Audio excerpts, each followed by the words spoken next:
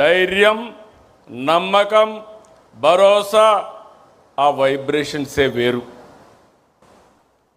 జనరేషన్లు మారాయి, టెక్నాలజీ మారింది, ప్రజల ఆలోచనలు మారాయి. కానీ నాటికి నేటికి తెలుగుదేశంపై ప్రజల అభిమానం, ఆదరణ చెక్కు చెదరలేదు. 44 ఏళ్ళు ప్రయాణం, 45వ సంవత్సరంలోకి ఎంటర్ అయ్యాం.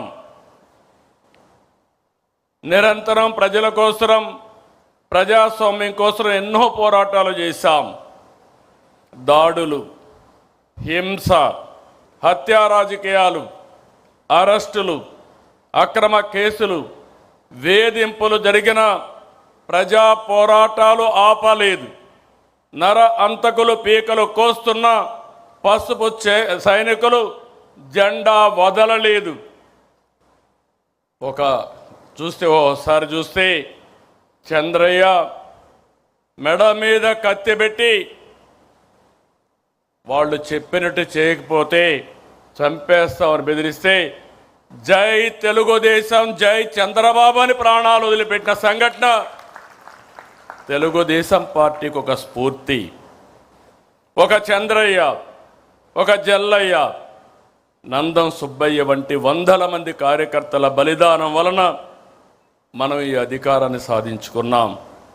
ఎవడు ఎదురొచ్చినా మీసం మెలివేసి నిలబడే ధైర్యం మన కార్యకర్తలది.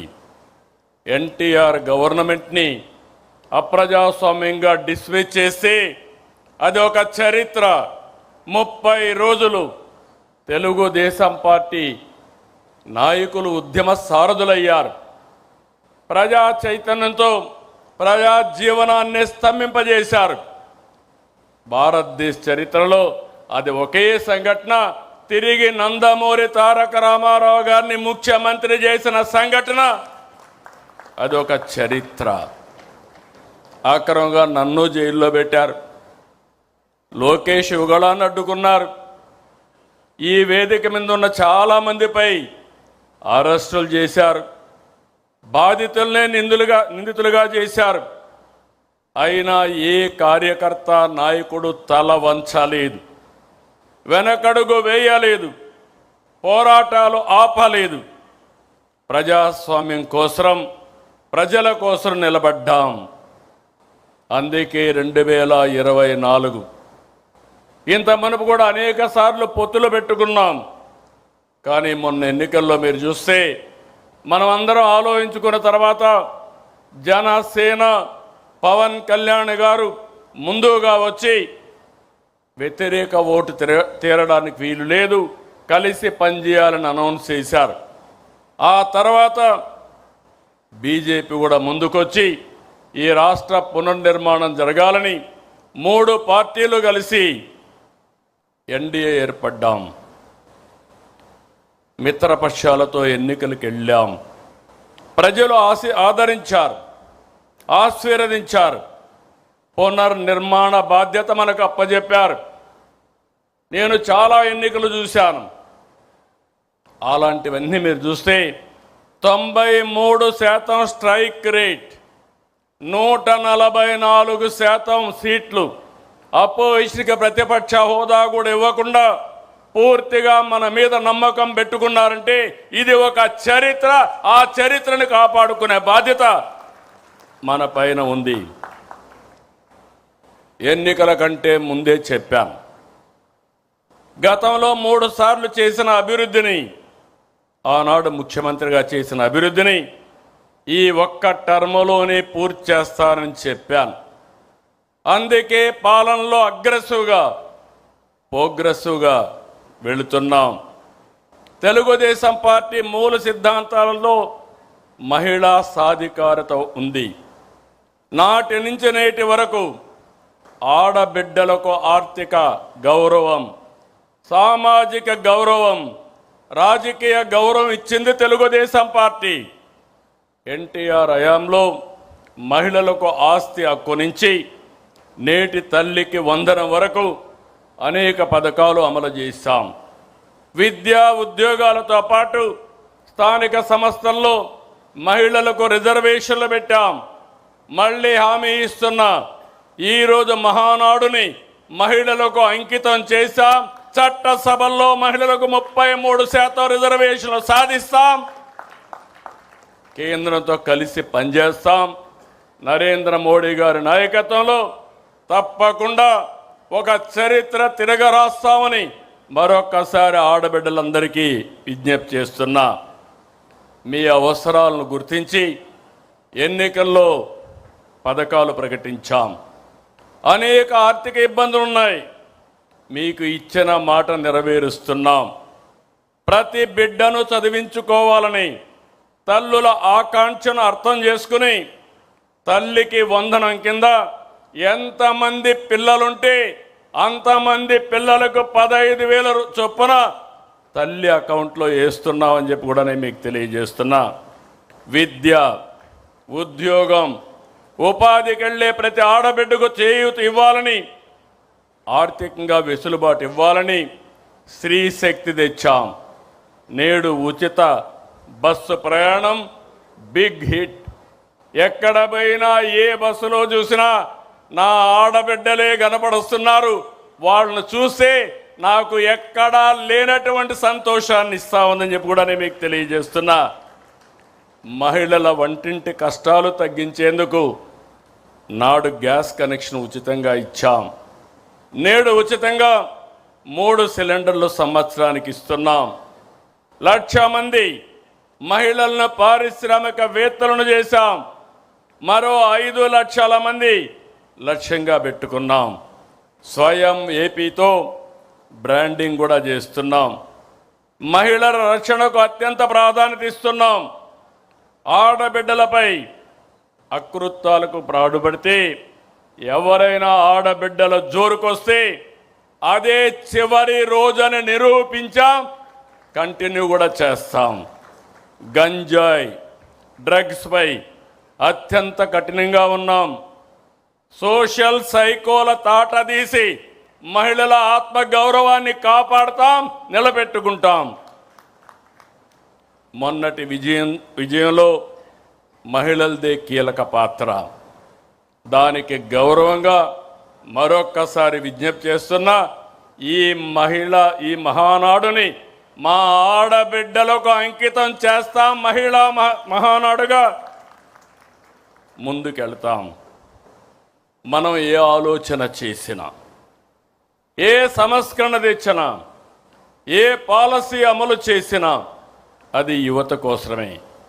ఉమ్మడి రాష్ట్రంలో ఐటీ రంగానికి ప్రాధాన్యత ఇచ్చాం.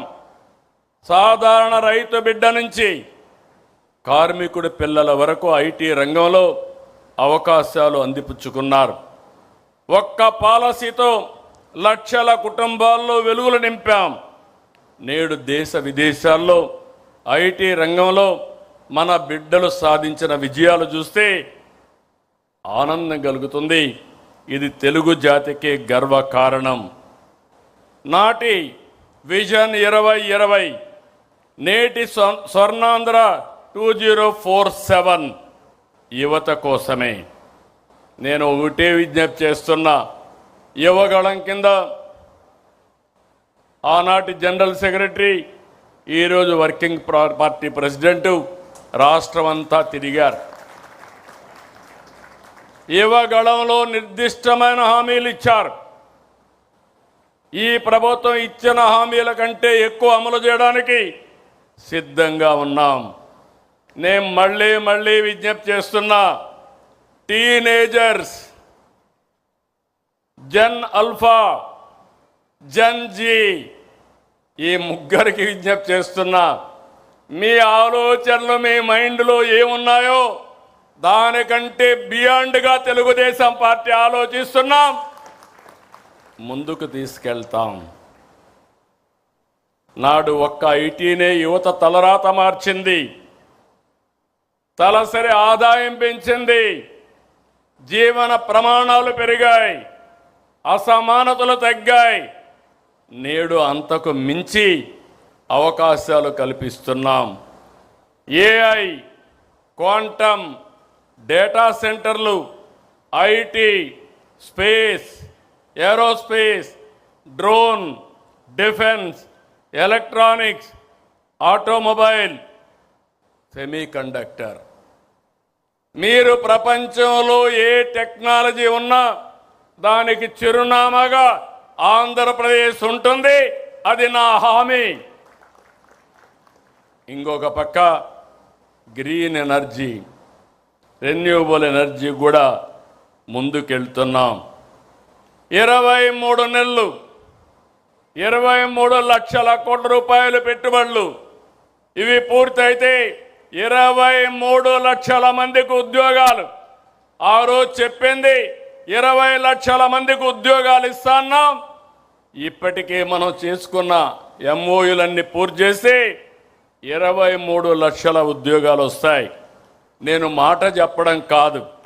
ఇప్పటికే మీరు చూస్తే 282 ఎంఓయూల్ని కార్యరూపం చేశాం. 11,54,136 కోట్ల రూపాయలు పెట్టుబడులకు క్లియరెన్స్ ఇచ్చాం. 10,37,067 మంది ఉద్యోగాలకి నాంది పలికాం. ఈరోజు మీరు ఒక్కసారి ఆలోచిస్తే ఇండస్ట్రీస్ కానీ, commerce, energy, information technology, infrastructure investment, food processing, rare earth minerals, ఒకటి కాదు అన్నిట్లో కూడా ప్రభుత్వం ముందుకెళ్తా ఉంది. ఒక పక్క గూగుల్ వచ్చింది. పుట్టపర్తి కేంద్రంగా 5th జనరేషన్ ఫైటర్ జెట్ కూడా ఈ రాష్ట్రానికి వస్తూ ఉంది. నేను చాలాసార్లు చెప్పాను, స్పీడ్, ఒకప్పుడు ఈజ్ ఆఫ్ డూయింగ్ బిజినెస్ మాట్లాడాం, ఇప్పుడు గేరు మార్చాం, స్పీడ్ ఆఫ్ డూయింగ్ బిజినెస్ మాట్లాడుతున్నాం. 36 రోజుల్లో కేంద్రం ఇండికేషన్ ఇచ్చిన తర్వాత ల్యాండ్ ఎక్విజిషన్ కూడా చేసి ఫౌండేషన్ వేసామంటే అది ఈ ప్రభుత్వం చూపించే చొరవ, స్పీడ్ ఆఫ్ డూయింగ్ బిజినెస్. ఆ స్పీడ్ చూసిన తర్వాతనే నేను చిన్నప్పుడు నడిపే బుల్లెట్ కూడా, రాయల్ ఎన్ఫీల్డ్ బుల్లెట్ కూడా మన రాష్ట్రానికి వచ్చే పరిస్థితి వచ్చింది. నేను ఏ ప్రాజెక్ట్ వచ్చినా మాటల్లో చెప్పడం లేదు. నేను ఒకటే చెప్తున్నాను, ఈరోజు క్లియర్ చేస్తాం. ఎప్పుడు ప్రారంభం చేస్తారో ఈరోజే డేట్ ఇమ్మని దాని ప్రకారం ముందుకు పోతున్నా. ఈరోజు 288 ప్రాజెక్టులు ప్రారంభించే రోజు కూడా నిర్ణయించామని చెప్పి నేను మీ అందరికీ తెలియజేసుకుంటున్నా. అందుకే యువతకు విజ్ఞప్తి చేస్తున్నా, టీనేజర్స్కి, జన్జీకి, ఆల్ఫా జన్కి అందరికీ విజ్ఞప్తి చేస్తున్నా. It is a very very inspiring time. నేను ఎందుకు ఈ మాట మాట్లాడుతున్నానంటే, ఈరోజు ఈ మహానాడు అమరావతిలో కేంద్ర కార్యవర్గం ఉన్నాం. 1875 సెంటర్లో వర్చువల్ సమావేశం జరుగుతూ ఉంది. ఇప్పటికి ఎంతమంది ఉన్నారో నా డాష్ బోర్డులో నేను చూసుకుంటున్నా. ఏ తీర్మానం ఎంతమంది బాగా ఆమోదించారో దానికి కూడా రేటింగ్ పెట్టి తెప్పిస్తున్నా. అరేంజ్మెంట్స్ ఎట్టున్నాయి అన్నీ కూడా రియల్ టైంలో వస్తూ ఉంది. అంటే మీరు గుర్తుపెట్టుకోవాల్సింది, ముందు రోజులు అయిపోయినాయి, పని చేసిన వాళ్ళు బ్రహ్మాండంగా రాణిస్తారు, పని చేయలేని వాళ్ళు వెనకబడిపోయే పరిస్థితి వస్తుందని చెప్పి కూడా నేను మీకు తెలియజేసుకుంటున్నా. అందుకే యువతకు విజ్ఞప్తి చేస్తున్నాను, బెస్ట్ టెక్నాలజీ, ప్రపంచంలో ఉండే టెక్నాలజీలకి ప్లస్ తీసుకొస్తాం. నాలెడ్జ్, ప్రపంచంలో ఉండే నాలెడ్జ్ని అనుసంధానం